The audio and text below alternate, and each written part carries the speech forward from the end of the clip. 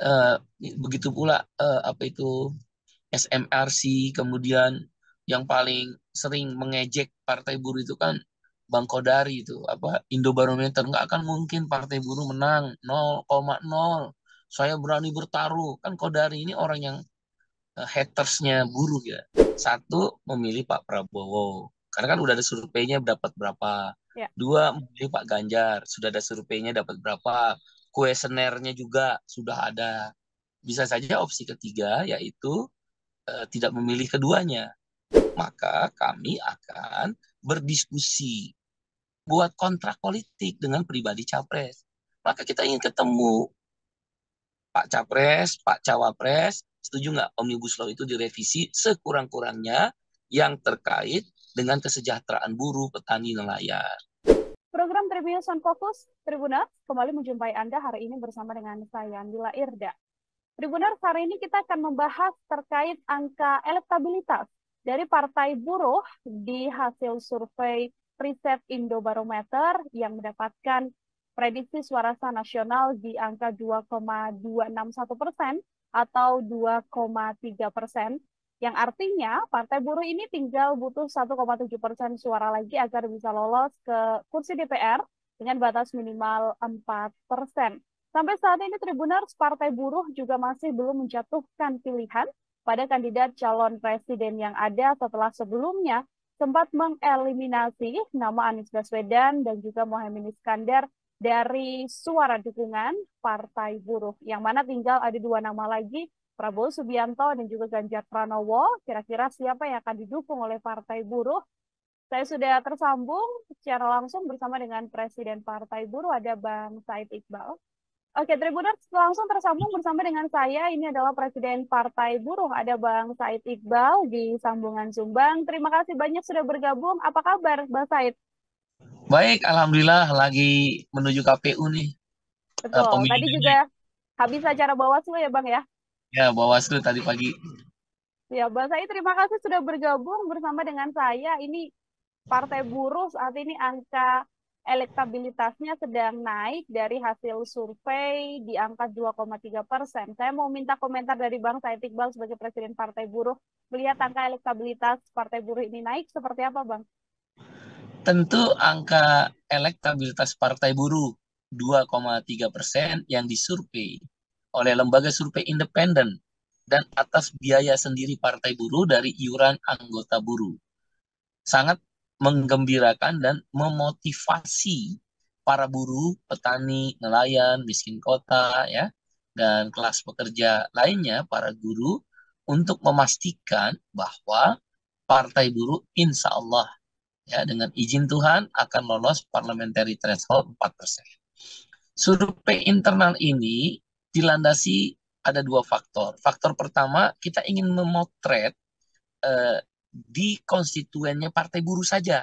Jadi nggak seluruh rakyat Indonesia, yaitu buruh, petani, nelayan, miskin kota, miskin desa, ya, ibu rumah tangga, pengangguran, buruh migran, pekerja rumah tangga, guru dan tenaga honorer, ya, dan lain-lainnya, ya. Kita ingin memotret ini, memastikan apakah Partai Buruh bisa diterima, ya, kemudian juga dikenal dan juga dipilih oleh mereka. Kami jujur saja agak riskan ya dengan apa namanya eh, lembaga-lembaga survei yang memotret dan mengecilkan Partai Buruh, karena akal sehat kami, anggota kami aja hampir 10 juta loh, termasuk keluarga dan anak itu. Nggak mungkin lah pakai 0,0% indikator indikator politik ya Burhanuddin Muhtadi terus ngasihnya 0,0%. Ini pasti pesanan. Masa anggota 10 juta kita aksi bisa 300.000, 500.000 waktu May Day, dan media kan memuat itu. Masa nggak ada yang milih? Bohong aja itu pasti pesanan. Eh, Begitu pula apa itu SMRC, kemudian yang paling sering mengejek Partai Buruh itu kan Bang Kodari itu apa Indobarometer, nggak akan mungkin Partai Buruh menang 0,0. Saya berani bertaruh. Kan Kodari ini orang yang hatersnya buruh ya.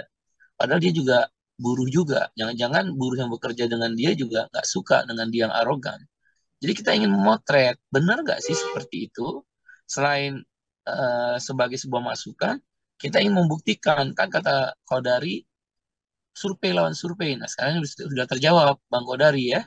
Bang Burhanuddin Muhtadi, survei lawan survei. Ya, ilmiah lawan secara ilmiah. Nah, kita itu punya anggota 10 juta. Prediksi kami memang sekitar 4 juta sampai hari ini, 4 jutaan sampai 5 juta akan memilih partai buruh. Itu kan baru prediksi. Maka diujilah melalui sebuah survei.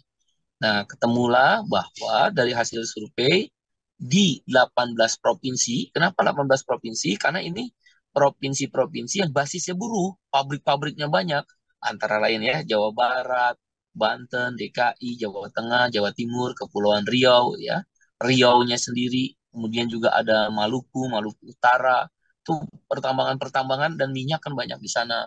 Atau di Papua Pegunungan dan Papua Tengah. Papua Tengah itu misal Mimika. Mimika itu adalah apa namanya kotanya Freeport kan. Nah, kita potret ya, kita potret bahwa benar nggak buruh itu akan memilih partai buruh ya di 18 provinsi, 152 kabupaten kota dan 37 dapil dari total 84 dapil DPR RI. Dari potret itu 1.200 responden acak loh. Ini dilakukan oleh lembaga survei yang independen benar, Riset Tindo Barometer yang dipimpin oleh Asep Saifuddin, Direktur Eksekutif daripada Riset Tindo Barometer. Dari 1.200 responden tersebut dilakukan melalui telepon, ya, didapatlah angka 2,261% atau 2,3% buruh akan partai buruh akan mendapatkan elektabilitas bila pemilu dilakukan sekarang. Ada sekitar 3.390.000 orang yang memilih partai buruh dari hasil survei itu. Nah, kalau 3.390.000 orang memilih partai buruh, kalau kita lihat dari suara sah nasionalnya pemilu saat ini sudah diprediksi oleh tim khususnya Partai Buruh itu 149 juta lebih atau hampir 150 juta. Maka kalau 3.390.000 orang buruh ya memilih Partai Buruh itu artinya kan kalau dibagi 149.000 lebih tadi sekitar 2,3%. Itulah elektabilitas Partai Buruh. Nah, dari hasil survei juga diketahui kenapa bisa muncul 2,3% elektabilitas Partai Buruh. Kurang 1,7% lagi kita akan mendapatkan parliamentary threshold. Dan kami yakin masih waktu sekitar 3 bulan lagi. Saya yakin benar, Partai Buruh yakin benar dapat. Ya, karena kan itu baru 18 provinsi aja sudah 2,3% ya elektabilitasnya secara suara sah nasional. Di situ didapat juga apakah Anda buruh, petani dan kelas pekerja lain akan memilih caleg dari partai buruh atau bahasa kami buruh pilih buruh. 94,1%, saya ulangi, 94,1%, hampir sempurna loh, menyatakan buruh pilih buruh atau buruh akan memilih calegnya partai buruh. Tinggi sekali, hampir sempurna. Ya, di 18 provinsi, di 152 kabupaten kota basis buruh ini. Begitu pula, apakah di antara 18 partai politik yang ada, partai politik mana yang paling keras menentang Omnibus Law? Oh, ini dahsyat sekali. 69,1% menyatakan partai buruh. Jadi tergambar kenapa elektabilitas partai buruh jadi 2,3%. Pertama, mereka setuju buruh memilih buruh. Itu jumlahnya 94,1% dari responden. Kemudian ketika ditanya siapa yang paling keras tentang Omnibus Law, kan ini persoalan tentang buruh dan kelas pekerja. 69,1% menjawab partai buruh. Ada yang jawab PDIP 7,4%, Gerindra sekitar 5, sekian persen. Buruh pilih buruh itu tadi kan 94,1%. Ada nggak milih PDIP? Ada sekitar 7%-an. Memang di sini saya sekali lagi ini satu praduga. Kenapa partai buruh dibikin oleh lembaga survei lain selalu 0,0%, 0,1%. Itu pasti pesanan. Karena partai-partai besar ini ceruk suaranya akan diambil oleh buruh. Kenapa? Karena buruh percaya 69,1% partai yang paling keras menentang Omnibus Law adalah partai buruh. 94,1% buruh memilih caleg partai buruh setuju. Ya kan? Bahkan dari 18 partai politik yang paling peduli pada isu-isu buruh, petani, dan kelas pekerja, 89,1% menjawab yang paling peduli adalah partai buruh. Nah, jawaban-jawaban terhadap pertanyaan itu, maka akhirnya muaranya adalah partai buruh 2,3%. Insya Allah, dengan izin Tuhan, ya, kami berkeyakinan bahwa partai buruh akan lolos parliamentary threshold 4%, kami harus mengejar 1,7%. Demikian. Oke, dalam waktu beberapa bulan menuju kontestasi begitu ya Bang ya, artinya masih optimis bahwa nantinya akan bisa lolos di angka 4% itu sendiri. Yang juga menjadi pertanyaan publik saat ini Bang Said adalah bagaimana Partai Buruh kan memang sampai saat ini belum mendeklarasikan dukungan pada Capres. Ini sudah resmi ditetapkan oleh KPU begitu kan, ada 3 kandidat. Setelah sebelumnya Partai Buruh ini mengeliminasi calon Anies Baswedan yang berpasangan dengan Muhaimin Iskandar, saat ini update terbarunya arah dukungan dari Partai Buruh ini seperti apa Bang Said? Dalam Partai Buruh itu beda dengan 17 partai politik yang ada. Kami punya 3 fase atau 3 step untuk menentukan calon presiden dan pasangannya, dan begitu pula tentang cawapresnya. Nah, step pertama atau fase pertama adalah Rakernas bulan Februari 2023 yang lalu dan pencermatan. Ada 6 nama yang maju, yaitu yang diusulkan oleh Rakernas dan oleh seluruh konstituennya Partai Buruh. Yaitu namanya Prabowo Subianto, Ganjar Pranowo, Said Iqbal, Riza Ramli, Rocky Gerung, dan Najwa Shihab. Ada 4 calon alternatif, 2 calon yang sudah beredar. Tentang Pak Anies dieliminasi, yaitu memang perjalanan dinamikanya saya lihat ya, karena sebenarnya itu di Sudirman Saidnya yang mengobok-obok KSPI ya dan FSPMI, basis kuatnya Partai Buruh kan di 2 organisasi buruh itu. Dia nggak ada etikanya, jadi ada reaksi balik dan itu berbohong dengan menggunakan ya satu janji-janji tertentu lah. Nah, itulah yang akhirnya efeknya ke Pak Anies. Ya sayang juga sebenarnya, tapi udahlah, udah terjadi. Jadi tinggal 6. Dalam survei itu ketika ditanya kepada konstituen melalui responden 1.200 orang itu, ditanya di basis-basis buruh ya, 18 provinsi, 37 dapil, dan 152 kabupaten kota. Di antara 6 nama ini, termasuk Anies, itu siapa? Jadi ada 6 nama, di luar itu ada Anies. Siapa nama yang Anda pilih sebagai calon presiden? 26% Said Iqbal. Rupanya responden ini atau Partai Buruh menginginkan, kalaulah boleh, presidensial threshold waktu itu kita menang, gugatan kita, mungkin maju sendiri. Sepertinya kalau ngelihat hasil survei, 26%. Prabowo Subianto sekitar 10%, Ganjar Pranowo sekitar 17%, yang lain-lain ada Rocky Gerung, ada Najwa Shihab, dan ada Pak Riza Ramli. Nah, itu potret terhadap 6 nama. Nah, Pak Anies di mana? Ada yang belum memilih. Nah, di situ ada belum memilih, tidak tahu, di luar 6 nama, macam-macam itulah. Itu sekitar 20%-an juga kalau saya nggak salah. Ini menunjukkan, walaupun Pak Anies kita masukkan ya, tetap di luar Pak Prabowo dan Pak Ganjar, Pak Anies paling bawah. Kalau kita melihat hasil survei ya, yang dilakukan oleh survei independen itu. Nah, ketika kami memutuskan di step kedua atau fase kedua itu kan konvensi. Konvensi udah lagi jalan nih. Nah, ini hasil survei ini bagian dari konvensi. Sebelum survei kita mengadakan kuesioner. Kuesionernya tidak pakai metode ilmiah. Kita 20.000 nama kita sebar, ya, kemudian kita kumpulkan. Sebenarnya juga tidak terlalu beda ternyata, walaupun persentasenya berbeda dengan hasil survei. Tapi calon-calon yang 6 calon ini dapat persentasenya nggak terlalu beda. Jadi sedang berjalan proses konvensi.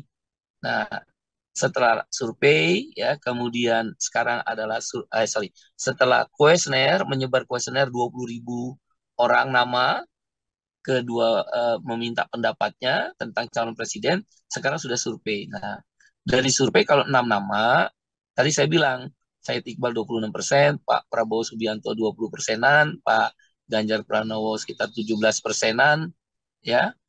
Uh, maka kemudian apa namanya, yang 4 nama Said Iqbal, Riza Ramli, Rocky Gerung dan Najwa Shihab nggak bisa maju karena presidensial threshold kan. Maka tinggal 2 nama. Ditanya lagi kepada responden, andaikan tinggal 2 nama, mana yang Anda pilih, Ganjar Pranowo atau Prabowo Subianto? Nah, pada titik ini kita udah tahu yang terbesar. Ya, yang tapi selisih suaranya tipis semua. Kenapa kita nggak umumkan? Karena kita harus menunjuk fase ketiga, step ketiga, capres yang akan dipilih Partai Buruh, yaitu rapat presidium. Nah, makanya di situ kita istilahkan paslon A, paslon B. Ya, paslon A kalau saya nggak salah 27%-an, baik sendiri-sendiri maupun ketika dipasang dengan cawapresnya. Paslon B sekitar 39%, tapi sih juga masih tinggi nih. Yang belum memilih tidak menjawab termasuk Anies kan, berarti di sini Pak Anies itu sekitar 33%. Bukan berarti Pak Anies 33% ya, bagian dari 33% itu. Ada juga yang menjawab Pak Anies. Tapi tetap Pak Anies ini di bawah paslon A dan paslon B. Kita udah tahu paslon A siapa, berapa nilainya, paslon B siapa, berapa nilainya, udah tahu. Tapi nggak bisa kita umumkan dulu karena masuk di step atau fase yang ketiga, yaitu rapat presidium. Demikian, Pak. Rapat presidium ini apakah sudah ada agenda kemudian kapan dilaksanakan? Lalu apakah juga sudah ada agenda Bang Said? Kira-kira di bulan apa atau di momen apa nantinya setelah presidium ini selesai akan menyatakan mendukung salah satu kandidat atau justru ada opsi juga dalam hasil presidium ini nantinya bahwa Partai Buruh tidak mendukung salah satu kandidat yang berkontestasi dalam Pilpres mendatang? Memang ada 3 opsi ya yang akan berkembang di presidiumnya Partai Buruh. Satu, memilih Pak Prabowo, karena kan udah ada surveinya dapat berapa. Ya. 2, memilih Pak Ganjar, sudah ada surveinya dapat berapa. Kuesionernya juga sudah ada. Bisa saja opsi ketiga yaitu tidak memilih keduanya. Ya, opsi ketiga juga ada 2 pilihan. Tidak memilih keduanya di putaran 1, tapi di putaran 2 nanti memilih siapa. Atau yang kedua dari opsi ketiga itu adalah tidak memilih sama sekali total. Karena Partai Buruh orientasinya sekarang adalah pada fokus pemenangan calon legislatif ke 4% parliamentary threshold dengan 30 kursi. Dengan 2,3% elektabilitas, kursi kami itu 20 kursi loh, di atas kursi P3. Hasil survei menjelaskan itu. Besar loh 20 kursi. Ya, dan ceruk suara yang kita ambil adalah ceruk suara memang daerah Jawa yang besar-besar, karena itu kan basis industri. Termasuk Kepulauan Riau, Sumatera Utara, itu memang basis industri, dan di Papua Tengah, di Freeport. Mimika itu Partai Buruh pasti nomor 3 besar. Saya udah turun ke Mimika. Jadi kalau Freeport udah milih, buruhnya selesai. Dan kepala suku di Mimika sudah memberikan dukungan kepada Partai Buruh. Jadi kuat Partai Buruh. Makanya saya nanti mau ketemu Bang Burhanuddin Muhtadi Kodari setelah pemilu. Terima kasih ya. Survei Anda memotivasi Partai Buruh dan buruh untuk bekerja keras. Kan Anda ngerendahin Partai Buruh. Ya maklum lah, mungkin Anda kelas menengah atas kali kan. Sama orang-orang menengah kecil nggak mau belain yang sebenarnya, bukan belain yang dibuat-buat. Ya, survei kami, alhamdulillah, Kang Asep Saifuddin, Direktur Eksekutif menjelaskan itu. Jadi opsi-opsi itu bisa saja terjadi di dalam rapat presidium. Kapan? Ya kemungkinan kan udah mulai memasuki masa kampanye. Kami nggak terburu-buru. Partai Buruh beda Mbak, dan seluruh rakyat Indonesia. Kalau Partai Buruh, dia lambat memutuskan karena banyak unsur organisasi di dalamnya. Dia bukan daulat tuan, daulat dinasti, daulat raja, daulat uang, tidak. Daulat keluarga, tidak. Dia banyak sekali organisasinya. Tapi emang lambat jadinya. Tapi ketika memutuskan, berbahagialah dengan izin Tuhan. Dengan izin Tuhan, berbahagialah capres yang kami dukung. Kami pasti minimal menyumbang 6,5 juta suara. 6,5 juta suara kan lumayan. Belum lagi di luar itu, buruh-buruh yang belum berserikat, yang belum menentukan pilihannya. percayalah, bisa 10 juta suara akan disumbang oleh Partai Buruh. Lambat karena banyak organisasi, demokrasinya dibangun benar. Tapi begitu dia memutuskan, kemenangan akan diberikan bagi capres yang didukung dengan izin Tuhan. Demikian, Mbak. Oke. Baik, jadi masih masih menunggu karena memang harus mendulang berbagai eh, sesi begitu ya, Bang, ya, termasuk juga presidium yang kemudian dilakukan. Dua Ya, pertanyaan terakhir dari saya, Bang Said, ini ada poros buruh untuk perubahan Banten yang beberapa hari belakangan mendeklarasikan dukungan pada pasangan Anies dan juga Muhaimin Iskandar. Apakah ini juga bagian dari kelompok-kelompok dari yang juga bagian dari Partai Buruh atau ini seperti apa, Bang? begini ya, saya kebetulan orang ILO governing body, sudah keliling dunia jadi pembicara, udah ke beberapa negara termasuk Brazil, belajar tentang politik termasuk di Jerman dan Nordik ya, Swedia, Finlandia, Norwegia. Di Jepang pun saya belajar itu dengan DPJ, Rengo. Nah, ada kelompok besar dulu, dilihat kelompok besar. Serikat-serikat buruh dan buruh-buruh, dia pendukung partai buruh, pasti itu. Misal di Inggris, Kongres Serikat Buruh Inggris, dia pendukung utamanya Labour Party-nya Inggris. Misal contoh di Nordik, ya katakan Finnish Union, Confederation Union, atau Denmark Danish Confederation Union, dia pasti pendukung Partai Sosial Demokrat. Ini yang besarnya, Rengo di Jepang misal, ini konfederasi besar yang mendukung apa namanya DPJ ya, Partai Demokrat, Partai Buruhnya Jepang. Begitu pula di Amerika, AFL-CIO, Serikat Buruhnya Amerika itu pendukungnya Demokrat. CUT itu adalah Konfederasi Serikat Buruh Besar pendukungnya daripada Partidos dos Trabalhadoresnya Brazil. Begitu pula ACTU, Australian Confederation Trade Union, itu pendukung utamanya daripada Australian Labour Party, ALP. Jadi yang besarnya ini yang dilihat. Ada yang kecil-kecil yang nggak mendukung. Ada, misal di tadi Rengo pendukung DPJ. Ada nggak yang nggak mendukung? Ada Zengrokyu dan Zengroku dan Zengroreng. Serikat buruh jasa ya, white collar, kerah putih dan komunisnya Jepang itu nggak mendukung DPJ, yang mendukung Rengo. Ada juga misal di luar AFL-CIO, serikat-serikat buruh kecil di Amerika nggak mendukung Demokrat, tapi AFL-CIO-nya dukung. CUT pendukung utama daripada Partidos dos Trabalhadores Brazil. Ada nggak yang kecil-kecil? Ada. Nah di Indonesia juga sama. Lihat yang besarnya. Dia berkumpul di Partai Buruh. Ada 4 konfederasi besar. KSPI, ORI, KSPSI AGN, KPBI, KSBSI, Darta Pakuan. Ada 60 federasi tingkat nasional. FSPMI, FSPK, TSK, SPN, dan lain-lain. Ada serikat petani terbesar di Indonesia namanya SPI. Ada nggak organisasi buruh yang kecil-kecil yang di luar itu yang tidak dukung? Ada, sama kayak di dunia. Jadi saya itu adalah sesuatu yang wajar dalam negara demokrasi. Tapi lihat yang besarnya. Nah, itu yang pertama. Yang kedua, dilihat dulu siapa yang bikin relawan-relawan ini atau organisasi yang dukung. Saya ambil contoh KSPSI yang dipimpin Jumhur Hidayat. Dia mendukung Pak Anies kan tadi kan pertanyaannya. Itu nggak akan mengikat ke bawah. Kenapa? Dalam ADART-nya SPSI nggak boleh dia berpolitik. Nah sekarang kalau dia nggak boleh berpolitik, yang punya hak suara kan di bawah.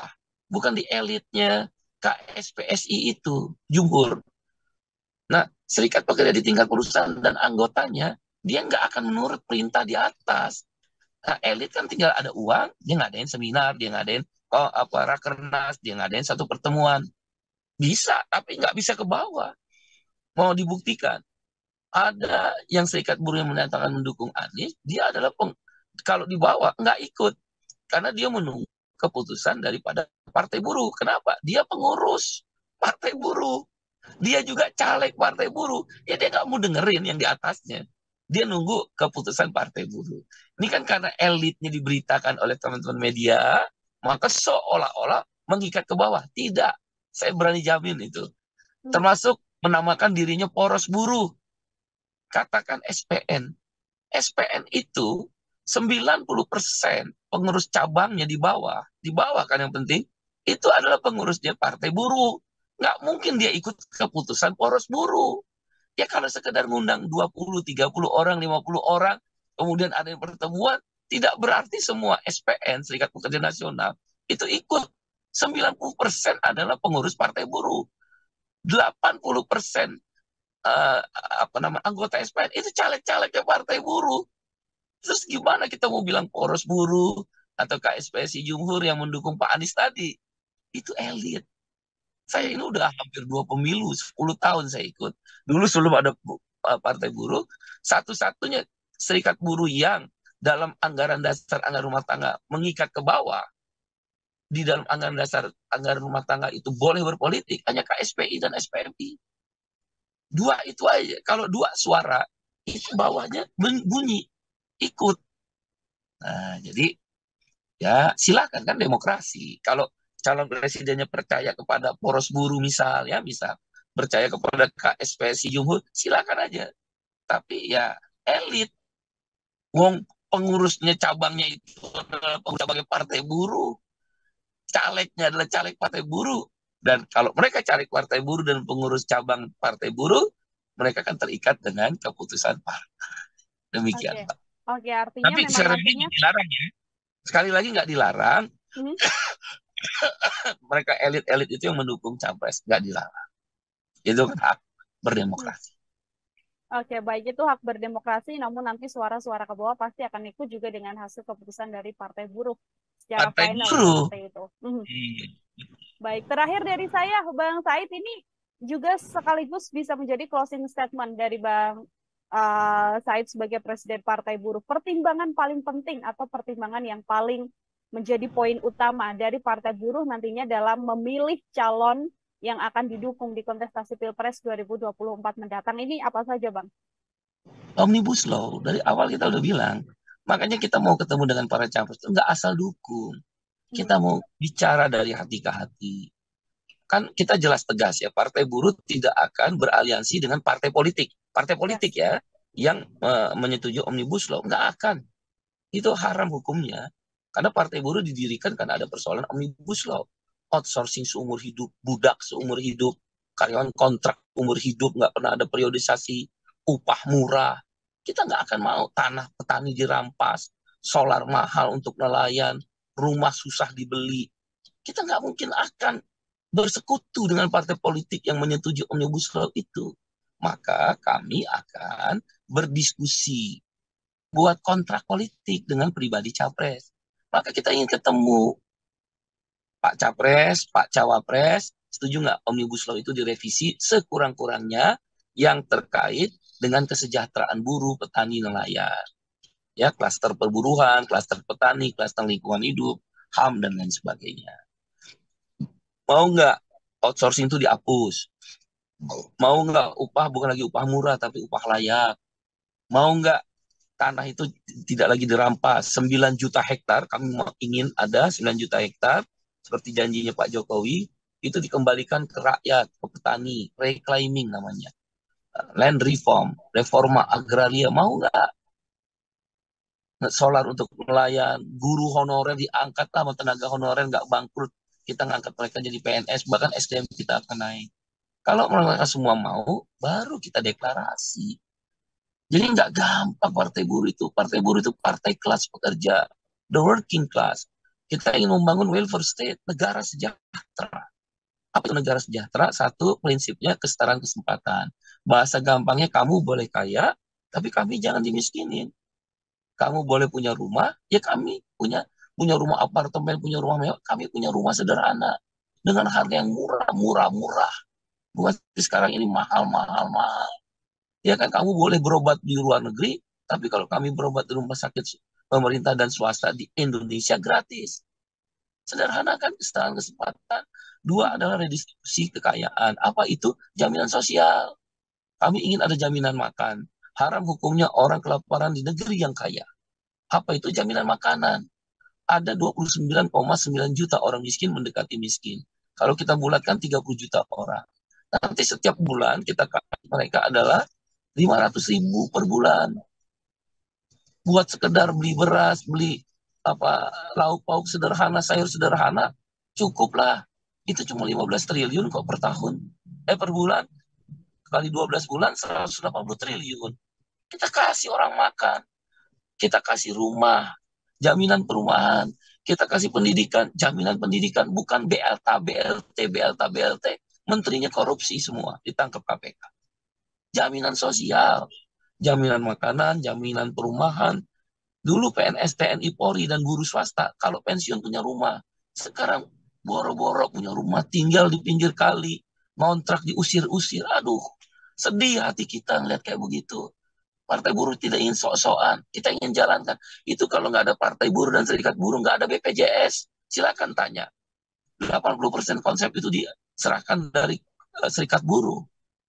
Jadi kami ingin ada sekarang jaminan perumahan dan jaminan makanan, jaminan pendidikan. 1 juta anak buruh, petani dan orang miskin kita sekolah yang di kampus-kampus terbaik. Gitu. Jaminan air bersih. Coba lihat air bersih negara maritim kok nggak bisa didapat air bersih. Negara agraris kok nggak bisa dapat air bersih. Kemudian yang terakhir adalah jaminan pengangguran.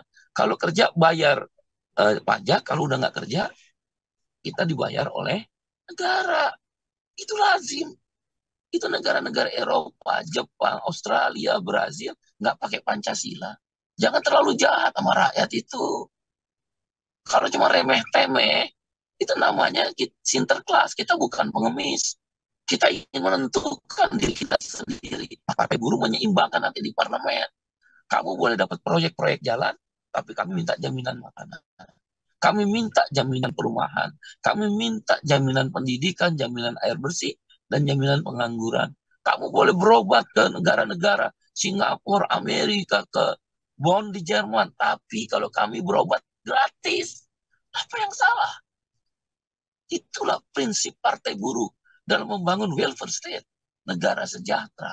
Maka kami bersyukur pada Tuhan dan kerja keras kader-kader buruh. 2,3% untuk partai baru, luar biasa Mbak. 20 kursi konversinya. Ya, kami hitung mendekati kebenaran dengan tingkat kepercayaan 95%, margin error 2,83. Jadi Bang Kodari, Bang Burhanuddin Muhtadi, ya, Bang Jayadi Hanan, ya, atau yang SMRC, siapa ini saya lupa. Terima kasih ya, udah menjatuhkan partai buruh terus, sehingga kami kerja keras dan survei internal dengan biaya sendiri, bukan biaya cukong. Alhamdulillah 2,3%. Kami bersyukur sama bapak-bapak tadi, sehingga kami termotivasi, walaupun tujuan kalian jahat kepada kami orang-orang kecil. Demikian, terima kasih. Baik, terima kasih kembali Bang Said Iqbal, Presiden Partai Buruh. Ini masih ada sisa waktu untuk kemudian bisa mengejar 1,7% lagi untuk lolos di DPR di batas 4%. Seperti itu ya Bang Said Iqbal. Sekali lagi, terima kasih atas kesempatannya berbincang bersama dengan saya, Bang Said Iqbal. Semoga di lain kesempatan kita bisa berbincang kembali dan selamat beraktivitas, Bang Said. Terima kasih, Tribun News. Sampai jumpa. Ya, sampai jumpa, Nomor Bang Said. Ya, Tribuners, demikian obrolan saya bersama dengan Presiden Partai Buruh, Said Iqbal, yang barusan mendapatkan angka elektabilitas 2,3% dan masih ada sisa 1,7% lagi untuk bisa lolos dan masuk ke kursi DPR. Nantikan obrolan saya lainnya dengan narasumber-narasumber lain. Saya Nila Irda pamit undur diri. Terima kasih dan sampai jumpa. Download Tribun X sekarang. Menghadirkan lokal menjadi Indonesia.